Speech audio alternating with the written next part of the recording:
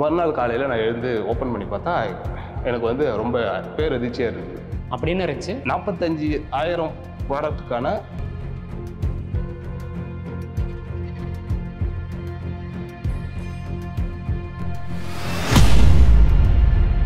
Welcome to மெய்ப்பொருள்.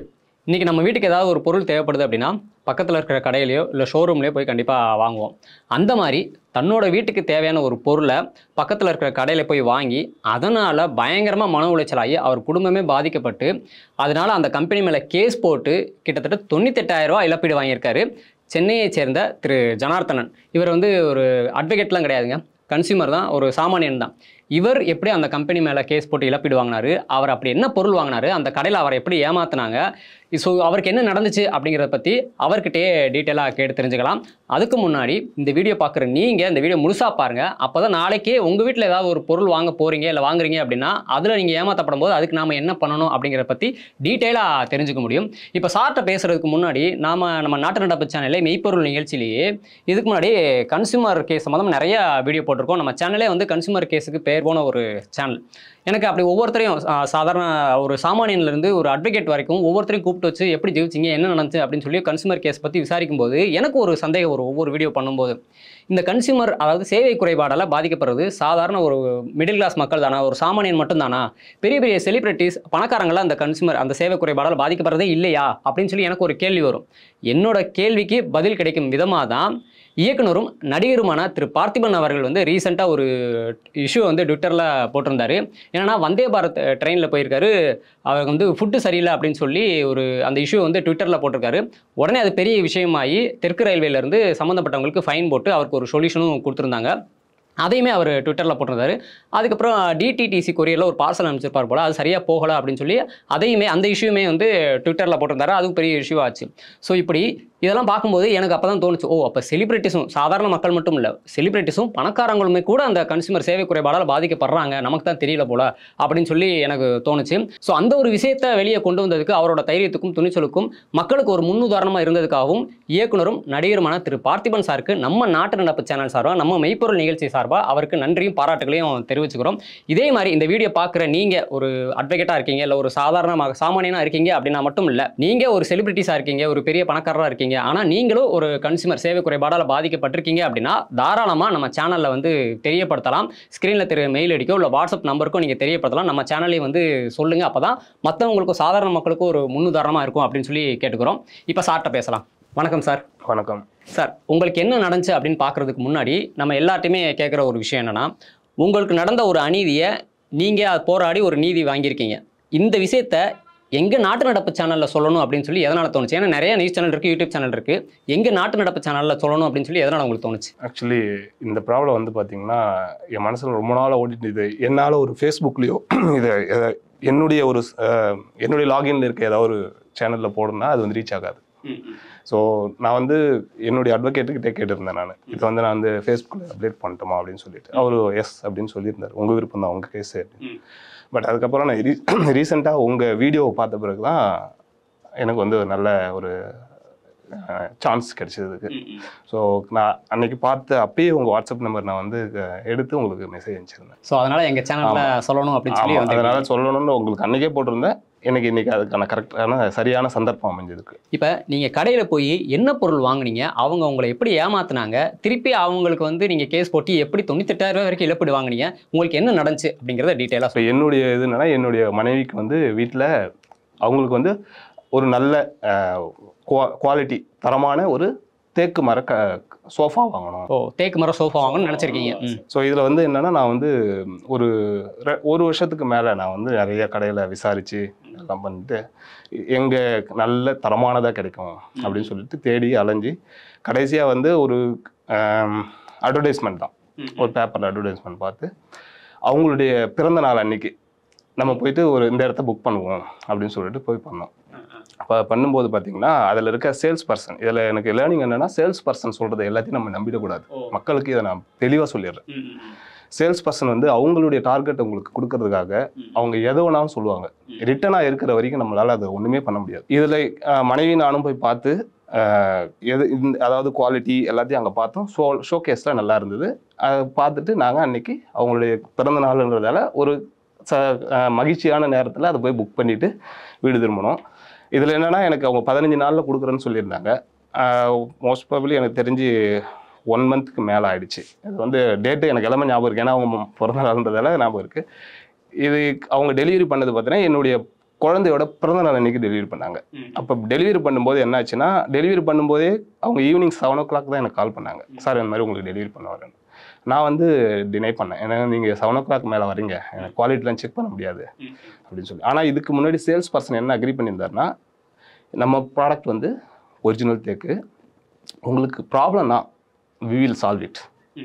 நீங்கள் வந்து 5 years வாரண்ட்டி இருக்குது, ரீப்ளேஸ் இல்லைன்னா அங்கே ரிட்டர்னும் பண்ணிடுவோம். ஓரலாக ஃபோன்லேயே சொல்லிட்டு ஃபோன் இல்லை, கால் நான் சொல்கிறது இது வந்து ஷாப்பில் நடந்தது. கடையிலே கடையிலே வந்து நாங்கள் போயிட்டு சூஸ் பண்ணுறதுக்கு முன்னாடி பே பண்ணுறதுக்கு முன்னாடி இதெல்லாம் நடந்தது. அதாவது உங்களுக்கு சாட்டிஸ்ஃபேக்ஷன் இல்லை அப்படின்னா நாங்கள் ஃபுல்லாக உங்களுக்கு ரீப்ளேஸ்மெண்ட், அப்படி இல்லைன்னா உங்களுக்கு ரிட்டர்ன் நாங்கள் வந்து எடுத்துக்கிறோம் அப்படின்னு சொல்லி தான். ஆக்சுவலி நம்ம கஸ்டமர் எல்லாமே ஏமாறுறது எப்படின்னா, அதில் இருக்க வாரண்ட்டி, சில கம்பெனிகள் வாரண்ட்டி கரெக்டாக சொல்லுவாங்க 5 இதில் வந்து என்னென்னா 5 years வாரண்டின்னு இருந்தது. அதை வச்சு தான் நான் ஏமாந்தேன். ஆக்சுவலி அவங்க தேக்கு மரம் 5 years வாரண்ட்டி அப்படின்னும் போது ஓகே இது நம்ம வந்து இவங்க 5 years வாரண்ட்டி கூட ஜென்யூனாக இருப்பாங்க அப்படின்னு நினச்சி தான் நாங்கள் ஏமாந்தது. இல்லை எல்லாருமே கடையில் பொருள் வாங்க போனோம்னா வாரண்ட்டி 1 வருஷம் 2 வருஷம்னாலே பார்த்து நம்பிடுறாங்க. ஆக்சுவலி எல்லாரும் எப்படின்னா இதில் நிறையா ஸ்டாண்டர்டான ஃபர்னிச்சர் ஷாப்ஸ்லாம் இருக்குது. அங்கேயும் நான் போய் பார்த்தேன், அங்கேயும் இருக்குது. ஆனால் நான் அங்கே போகலை. இவங்களும் ஒரு ஸ்டாண்டர்ட் தான், பட் இவங்க பேர் வந்து அப்போ வந்து பெருசாக தெரிகிற மாதிரி இல்லை. இப்போ நிறைய பிரான்ச்சஸ் ஓப்பன் பண்ணியிருக்காங்க அவங்க வேறு பேரில். நீங்கள் கடையில் பொருள் வாங்குற போது அந்த கடையோட பேர் என்ன? அது வந்து வேளச்சேரியில் டெக்கான் ஃபர்னிச்சர்ஸ்னு இருந்தது அப்போ பேர். இப்போ ரீசெண்டாக அவங்க மாற்றி வேறு பேரில் அதே இதில் வேறு பேரில் போயிட்டு ரன் ஆகிட்டு தான் இருக்குது. சரி, ஓகே. நைட்டு வந்து டெலிவரி பண்ணாங்க, அதுக்கப்புறம் என்ன நடந்துச்சு? ஆக்சுவலி சேல்ஸ் பர்சன் நிறைய கேரண்டி கொடுத்தாரு, இது நாங்கள் மாற்றிக்கிறோம் அப்படின்னு சொல்லிட்டு சொன்னார். ஸோ அதை வச்சு நம்ம புக் பண்ணிட்டோம். அன்றைக்கி வந்து 50% பே பண்ண 50%, I am not sure exactly 20,000. Actually அந்த நம்ம ப்ராடக்டோடைய ப்ரைஸ் வந்து 45,000. அந்த சோஃபாவோட ப்ரைஸ் வந்து 45,000. இப்போ 45,000 வந்து பார்த்தீங்கன்னா 20,000 பே பண்ணால் 25 பே பண்ணான்னு தெரியல. ஃபர்ஸ்ட் டே அன்னைக்கு பே பண்ணுறது, ஏன்னா 50% சொன்னாங்க. அதில் நான் ஒரு அமௌண்ட்டை பே பண்ணிவிட்டு வந்துட்டேன். அதுக்கப்புறம் டெலிவரி பண்ணுற அன்றைக்கி இந்த மாதிரி அவங்க 7 o'clock கால் பண்ணுறாரு. அன்றைக்கி வந்து என்னுடைய பொண்ணோட குழந்தையோட 2nd பர்த்டே. எல்லா கெஸ்ட் வந்திருக்காங்க வீட்டுக்கு. நான் வந்து பிஸியாக இருந்தேன். இல்லைங்க இன்றைக்கி டெலிவரி வேண்டாம், நீங்கள் நாளைக்கு காலையில் பண்ணுங்கள் அப்படின்னு சொன்னேன். இல்லை சார் நாங்கள் ஏற்றிட்டோம். ஆக்சுவலி அவங்க கால் பண்ணது முன்னாடியே கூட எனக்கு கால் பண்ணல, நாங்கள் வந்து ஏற்றிட்டோம் அப்படின்னு சொன்னார். சரி ஓகே வாங்க, ஆனால் வந்து குவாலிட்டி என்னால் செக் பண்ண முடியாது, நீங்கள் வந்து இறக்கி வச்சுட்டு போங்க, நான் பேமெண்ட் நாளைக்கு தான் பண்ணுவேன். ஃபர்ஸ்ட் அவங்க எதுவும் சொல்லலை, வந்து இறக்கி வச்சுட்டு நான் பேமெண்ட் நாளைக்கு தான் பண்ணுவேன்னு சொன்னேன். நான் பார்த்துட்டு ஆக்சுவலி எல்லாமே ரேப் பண்ணி வச்சுருந்தாங்க, பார்க்கல. ஏன்னா 9 o'clock 9:30 ஆச்சு அவங்க டெலிவரி பண்ணுறது. 7:30 எனக்கு கால் பண்ணாங்க, அவங்க டெலிவரி பண்ணது 9:30 ரேப் பண்ணி வச்சுருந்தாங்க. பண்ணிவிட்டு நான் வந்து அப்போ சேல்ஸ் பர்சன் கால் பண்ணுறாரு. சார் அவங்கள பே பண்ணி அனுப்பிச்சிருங்க அப்படின்னாரு. இல்லைங்க நான் வந்து குவாலிட்டி செக் பண்ணாமல் நான் பே பண்ண முடியாது அப்படின்னு சொன்னேன். சார் அதெல்லாம் நான் பார்த்துக்கிறேன் சார், எதுவாக இருந்தாலும் நம்ம பேசியிருக்கோம்ல, நான் பார்த்துக்கிறேன், நீங்கள் பண்ணுங்க அப்படின்ட்டு. நான் அப்போ வந்து மீதி அமௌண்ட்டை பே பண்ணிவிட்டு இன்வாய்ஸ் வாங்கிக்கிட்டேன். ஏற்கனவே இங்கே அது பில் என்னவோ அது கொடுத்துட்டு போயிட்டாங்க. மறுநாள் காலையில் நான் எழுந்து ஓப்பன் பண்ணி பார்த்தா எனக்கு வந்து ரொம்ப பேரதிர்ச்சியாக இருந்தது. அப்படின்னு இருந்துச்சு. 45,000 ப்ராடக்ட்டுக்கான குவாலிட்டி கிடையாது, அது தேக்கு மரமும் கிடையாது. ஓகேங்களா? அது வந்து பார்த்தீங்கன்னா நான் ஒரு வீல், அதாவது ஒரு லெக் மேலே தூக்கிட்டு இருக்கிறது, அது வந்து ஈவனாக இல்லாமல் இருக்கிறது. அதுக்கப்புறம் ஃபினிஷிங், அதாவது அந்த ஒழுங்கான ஃபினிஷிங் கிடையாது. நமக்கு அந்த சோஃபாவோட இது கொடுப்பாங்க இல்லைங்களா மேலே குஷனு, அதனுடைய ஃபினிஷிங் சரியில்லை. இது எல்லா குறைபாடில் இருந்தது. அவருக்கு கால் பண்ணேன் ஃபஸ்ட்டு. சார் அதெல்லாம் பார்த்துக்கலாம். சேல்ஸ் பர்சன் ஃபஸ்ட்டு கால் பண்ணேன். சார் நீங்கள் ரீப்ளேஸ்மெண்ட் சொல்லியிருக்கீங்க, இது சரியில்லை, எனக்கு ரீப்ளேஸ் பண்ணி கொடுங்க அப்படின்னு. நான் உங்களுக்கு வந்து கார்பெண்டரை வீட்டுக்கு அனுப்புகிறேன், அவர் எது வந்தாலும் பார்த்துவார். நான் சொன்னேன் இந்த ப்ராடக்ட்டு டோட்டலாக குவாலிட்டி சரியில்லை, நீங்கள் கார்பெண்டர் சரி அனுப்புனாலும் அது எனக்கு வந்து சாட்டிஸ்ஃபேக்ஷன். ஃபஸ்ட்டு இது தேக்கு மரமும் கிடையாது, நீங்கள் தேக்கு மரம் என்ன எனக்கு கன்ஃபர்மேஷன் எப்படி நீங்கள் உறுதியம் பண்ணுறீங்கன்னு சொல்லி கேட்டேன். அப்புறம் அவர் வந்து அதுக்கப்புறம் நான் கொஞ்சம் ஸ்ட்ராங்காக எனக்கு ரீப்ளேஸ்மெண்ட் தான் வேணும் அப்படின்னு கேட்ட பிறகு அவர் வந்து ஃபோனை கட் பண்ணுறாரு. அதுக்கப்புறம் ஒரு பிளாக்ல போட்டிருக்காரு, எனக்கு எடுக்கல. என்னுடைய குழந்தை வந்து 2 வயசு. அப்போ நானும் என் ஒய்ஃப் வந்து அதாவது எனக்கு கிளம்ப மறந்துடுச்சு. அந்த வீக்கெண்டு நேராக வந்து ஷோரூம் போயிட்டோம், ப்ராப்ளம் இருக்குன்னு சொல்லிட்டு. அவங்க வந்து அந்த அளவுக்கு எப்படி சொல்கிறது, நான் பே பண்ணுறதுக்கு முன்னே இருந்த பிளைட்டும் பே பண்ணதுக்கு அப்புறம் இருக்க பிளைட்டு டிஃப்ரெண்டாக இருந்தது. பே பண்ணுறதுக்கு முன்னாடி பொருளை விற்கிறதுக்கு பேசுனாங்க, ஆமாம், அதுக்கப்புறம் கோபமாக பேசுகிறேன், பண்ண முடியாது எனக்கு நான் ஆக்சுவலி என்ன சொல்லிட்டேன்னா இந்த குவாலிட்டியிலே எனக்கு இன்ட்ரெஸ்ட் இல்லை, உங்கள் மேலே இருந்த ட்ரஸ்ட்டு போயிடுச்சு. ஏன்னா உங்கள் சேல்ஸ் பர்சன் வந்து ஒழுங்கான ஆன்சர் கொடுக்கல, அதனால் எனக்கு உங்கள் ப்ராடக்டே தேவையில்லை, ரிட்டன் இட் அப்படின்னு சொன்னேன். அவங்க ஒத்துக்க மாட்டேன்னு சொல்லிட்டாங்க. அந்த வாரம் விட்டு அதுக்கப்புறம் நம்ம எனக்கு என்னென்னா அவங்க இதில் சேவை குறைபாடுன்றது எப்படின்னா ஒன்ஸ் அவங்க நம்ம வாங்கிட்ட பிறகு நம்ம கால்ஸ் அவாய்ட் பண்ணுறது, சொன்ன கமிட்மெண்ட் இப்போ நான் உங்களுக்கு இது பண்ணித்தரேன் சார் அப்படின்னு சொல்லிட்டு அதை பண்ணாமல் நம்ம திரும்ப ஃபாலோ பண்ணிட்டே இருக்கணும். அந்த மாதிரி இருந்தது ஸ்டார்டிங்லேயே. திரும்ப அடுத்த வாரம் போயிட்டு நானும் என் ஒய்ஃபும் வந்து திரும்ப குழந்தைய ஒரு டைம் போகும்போது குழந்தைய தூக்கிட்டே போனோம். போயிட்டு இந்த மாதிரி நீங்கள் கொடுத்தே ஆகணும், இல்லை நாங்கள் உட்காந்துருவோம்னு சொல்லிட்ட பிறகு உங்களுக்கு ரீப்ளேஸ்மெண்ட் நான் தரேன் அப்படின்னு சொன்னாங்க. ரீப்ளேஸ்மெண்ட்டுக்கு அன்றைக்கி போயிட்டு பார்த்துட்டு வந்தோம். திரும்ப ரீப்ளேஸ் பண்ணாங்க. அந்த சோஃபா அதை விட குவாலிட்டி மட்டமாக இருந்தது. எப்படின்னா ரீப்ளேஸ் பண்ணும்போது பார்த்தீங்கன்னா நல்லா பலன்னு இருந்தது. எடுத்துகிட்டு வந்து இறக்கிட்டு போயிட்டாங்க. அதில் இன்னொன்று என்னென்னா ரீப்ளேஸ் பண்ணும்போது நீங்கள் கொடுக்குற குவாலிட்டி வந்து 45,000க்கு ஒர்த் இல்லை. இது வந்து நான் சொல்கிற எல்லாமே வந்து 2019 நடந்தது. ஓகேங்களா? அப்போ வந்து உங்களுக்கு ஒர்த் இல்லை அப்படின்னு சொல்லிட்டு நான் கேட்கும்போது பணம் திரும்ப கொடுக்க முடியாது, நீங்கள் கூட ஏதாவது ஒரு பொருள் எடுத்துக்கங்க அப்படின்னு சொன்னாங்க. அப்போ நான் என்ன பண்ணேன், வேறு வழி இல்லாமல் ஒரு டைனிங் டேபிள் எடுத்துகிட்டு நான் பணம் வந்து கம்மியாக தான் கொடுப்பேன்னா ஒரு 13,000 வாங்கினாங்க. வாங்கிட்டு அதையும் கொடுத்தாங்க, பில்லில் ஆட் பண்ணி கொடுத்துட்டாங்க. ஸோ அப்போ அந்த ஃபர்ஸ்ட் சோஃபா 45,000 ப்ளஸ் எக்ஸ்ட்ரா ஒரு 13,000 வாங்கிட்டு ஒரு டைனிங், ஆமாம் 2 சேர்த்து டைனிங் டேபிள் சேர்த்து அதை டெலிவரி பண்ணிட்டாங்க. இது டெலிவரி பண்ணி கொஞ்ச நாள் ஆச்சு. ஒரு 2 monthsக்குள்ளே பார்த்தீங்கன்னா என் சோஃபா இது எல்லாமே ஈர மரத்தில் செஞ்சுருக்காங்க. மரம் காயலை, அதுவும் தேக்கு கிடையாது. ஆனால் இப்போ ஒரு 2 monthsல ஃபுல்லாக ஃபங்கஸ் வந்துடுச்சு. மரம் ஃபுல்லாக ஃபங்கஸ் அந்த உங்களுக்கு அரிக்க ஆரம்பிச்சிருச்சு. அது உள்ளேருந்து வெளியே அந்த ஃபங்கஸ் உங்களுக்கு தெரியல, காளான் பூத்த மாதிரி ஆகுங்களா, அது எல்லாம் சின்னதாக அந்த இவங்க வார்னிஷ் அடிச்சாங்க இல்லையா, அதையும் தாண்டி வெளியில வந்துருச்சு. சரியா வார்னிஷ் அடிக்கல,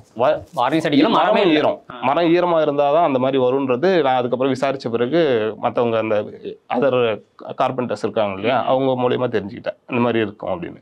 அது வந்து கலர் மாற ஆரம்பிச்சிச்சு, பிளாக் கலர். அது ஃபங்கஸ் வந்து பிளாக் கலர். இதை வந்து நான் திரும்ப இவங்க கிட்ட போயிட்டு வீடியோலாம் எடுத்து, சார் இந்த மாதிரி 2வது நீங்கள் டெலிவரி பண்ணீங்க, இது சரியில்லை, உங்கள் எதுவுமே எனக்கு தேவையில்லை, தயவு செஞ்சு உங்கள் பொருளை எடுத்துகிட்டு என்னுடைய பணத்தை ரிட்டர்ன் பண்ணுங்க அப்படின்னு சொன்னேன்.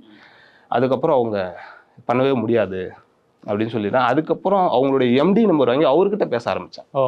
அவர்கிட்ட பேசும்போது என்ன இதில் இந்த 2 monthsக்கு ஆன பிறகு அப்போ தான் வந்து நான் ஃபஸ்ட்டு பேசி இவங்களுக்கு நான் வந்து கொஞ்சம் டிப்ரெஷனில் போன பிறகு ஐ மீன் இது இதனால் இது 58,000 நம்மளுது வந்து ஒர்த் இல்லாமல் போயிடுச்சு அப்படின்னு சொல்லிட்டு ஆன்லைனில் நானே என்ன பண்ணேன், ஆன்லைனில் போயிட்டு கோர்ட்டில் அதாவது கன்சியூமருக்கான என்னென்ன ஆப்ஷன் பார்த்துட்டு ஒரு ஆன்லைனில் செக் பண்ணி கன்சியூமர் வந்து நம்ம ஃபைல் பண்ணலான்னு ஒரு 2,500 ஏதோ பே பண்ணால் ஃபஸ்ட்டு நோட்டீஸ் அனுப்புவாங்கன்ற ஒரு இன்ஃபர்மேஷனை தெரிஞ்சுக்கினேன்.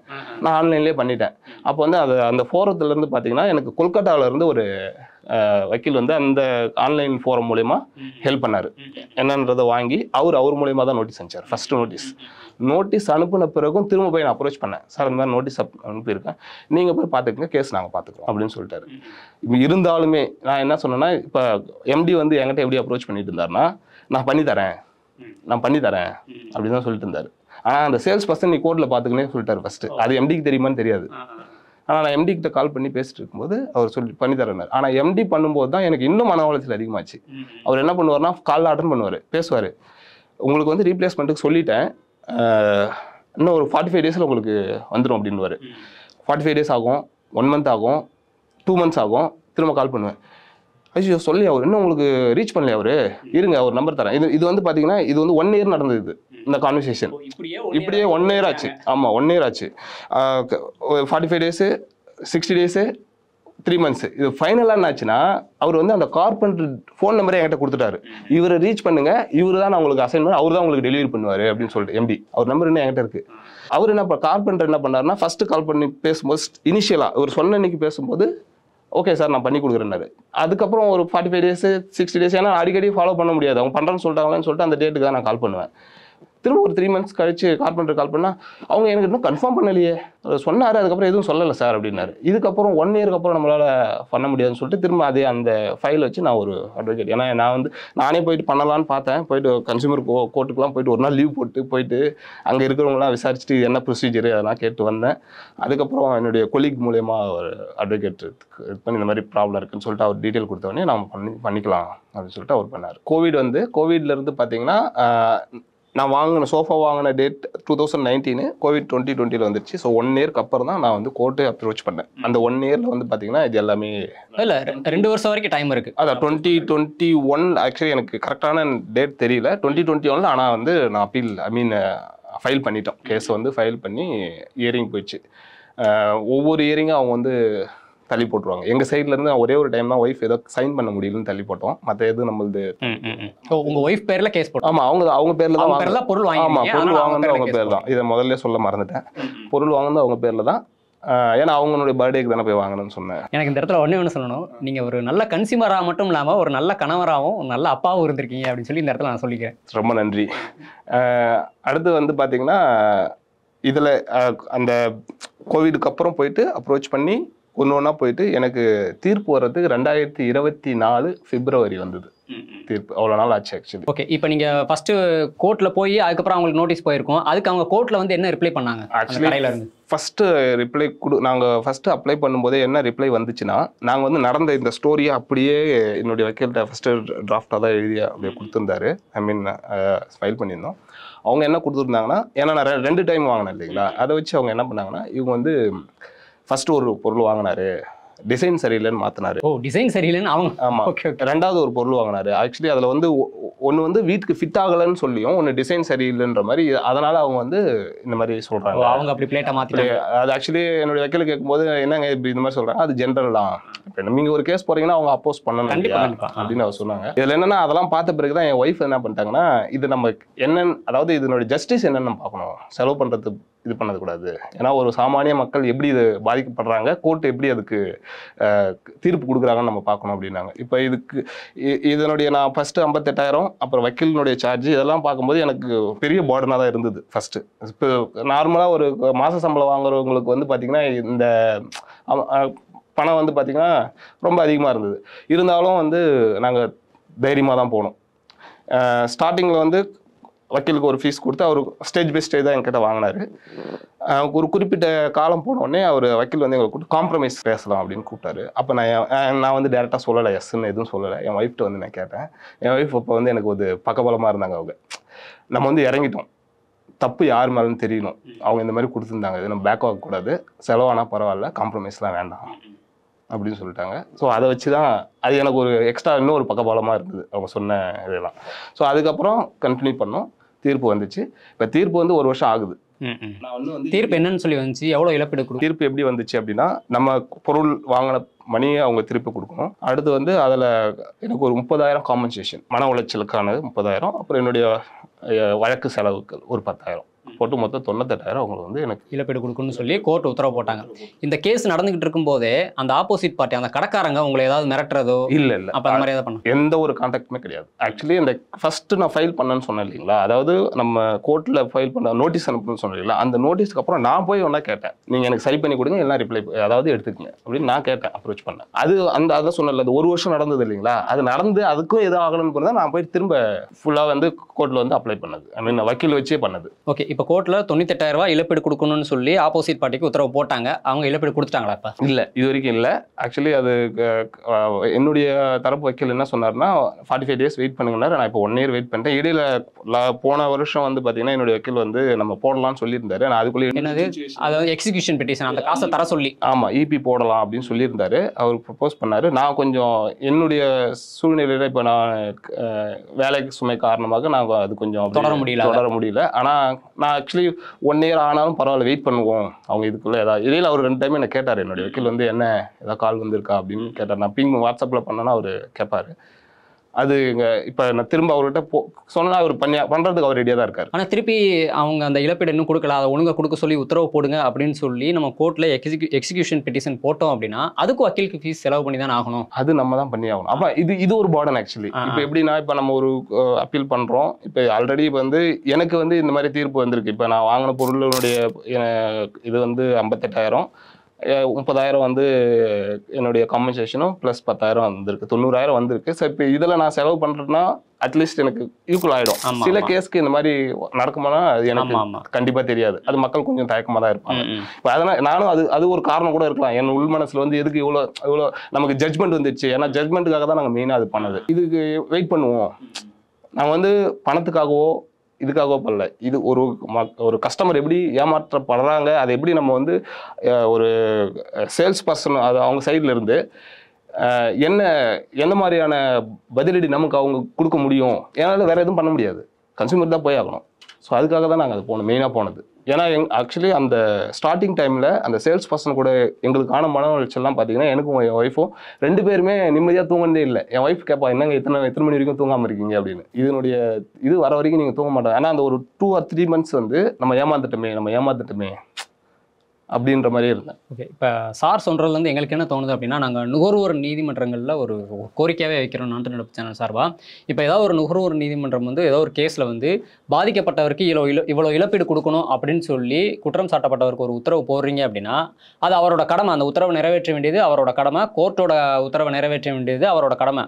ஆனால் அந்த கடமை அவர் சரியான நேரத்தில் செய்ய தவறும் பட்சத்தில் பாதிக்கப்பட்டவர் திருப்பி அந்த கேஸுக்காக ஒரே கேஸுக்காக 2-3 தடவை செலவு பண்ண வேண்டிய ஒரு நிர்பந்தம் அவருக்கு வந்து ஏற்படுது.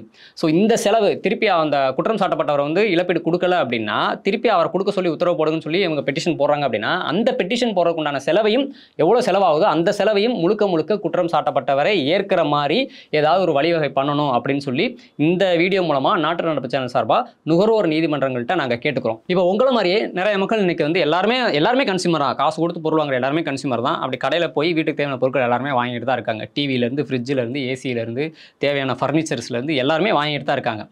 அப்படியே வாங்க போகிற அந்த கன்சூமர்ஸ், அந்த சாதாரண மக்கள், சாமானிய மக்கள் உங்களை மாதிரியே பாதிக்கப்படாமல் இருக்கிறதுக்கு நீங்கள் அந்த மக்கள்கிட்ட இந்த மாதிரிலாம் விழிப்புணர்வாக இருந்துக்கோங்க அப்படின்னு சொல்லி என்ன சொல்ல விரும்புறீங்க? நீங்கள் கேமரா பார்த்து சொல்லலாம். எடுத்துக்காட்டுக்கு இப்போ என்னுடைய கேஸை எடுத்துக்கலாம். இப்போ நான் போயிட்டு அங்கே போயிட்டு வாங்கினதுக்கு காரணம் அங்கே இருந்த 5 வருட வாரண்டி. அந்த வாரண்டியை வச்சு தான் இவங்க 5 வருஷம் வாரண்டி கொடுக்குறாங்கன்னா இவங்க வந்து நம்பகமான ஆள் அப்படின்னு சொல்லி நம்ம அதை வச்சு தான் நான் வந்து பண்ணேன். ஏன்னா 5 வருஷம் வாரண்டின்றது சாதாரண இது இல்லை. ஏன்னா அவங்க 5 வருஷம் வரைக்கும் நம்ம கூட அவங்க டச்சில் இருப்பாங்க. ஆக்சுவலி நம்ம இருக்கணும். இதில் என்னன்னா இதுக்கு இந்த சர்வீஸ் எப்படி அவங்க பார்த்தோன்னா, நான் வாரண்டின்னு அவங்க ஒரு சும்மா எழுத்துப்பூர்வமாக அந்த பில்லில் மட்டும் தான் போட்டிருக்காங்க.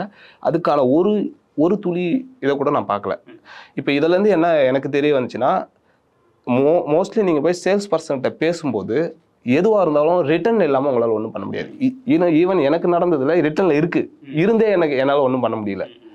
அது வந்து நம்ம தான் 1க்கு 4 இடத்த விசாரிக்கணும். அடுத்தது இவங்க எந்த அளவுக்கு சர்வீஸ் ஏற்கனவே பண்ணியிருக்காங்கன்னு தெரிஞ்சுக்கணும். தெரியாமல் இது வாரண்டி அப்படின்னு நம்பக்கூடாது. இப்போ நம்ம ஒரு பொருள் வாங்குகிறோம், ஏதாவது இப்போ நிறைய ஆன்லைன்லேயே வாங்க ஆரம்பிச்சிட்டோம். நீங்கள் ஆன்லைன்லேயே வாங்கினா கூட வாரண்டின்னு சொல்லிட்டாங்கன்னா நீங்கள் அவங்களை காண்டாக்ட் பண்ணி அதை கொரியர் அனுப்பிச்சுன்னா அவங்க ரிப்ளை அனுப்பிச்சிடுவாங்க.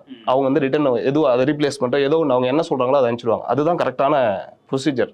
அது மாதிரி எதாவது நடந்திருக்கா? இப்போ நம்ம நேரடியாக போகிறோம் அப்படின்னா, ஒரு கஸ்டமர் அப்படின்னா என்ன வந்து நீங்கள் பொருள் வாங்குறதுக்கு என்ன இவர் வாரண்டி கொடுக்குறா, அதை இவர் நிறைவேற்றுவாரா அப்படின்றத நீங்கள் ஊர்ஜிதப்படுத்தின பிறகு தான் நீங்கள் அப்ரோச்சே அடுத்து நீங்கள் பேவே பண்ணணும்.